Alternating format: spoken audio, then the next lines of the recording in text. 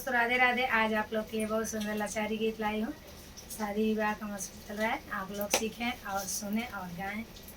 अच्छा लगे तो बढ़िया बढ़िया कमेंट करें। राधे राधे। केतनो तो देवता केतनो तू देवता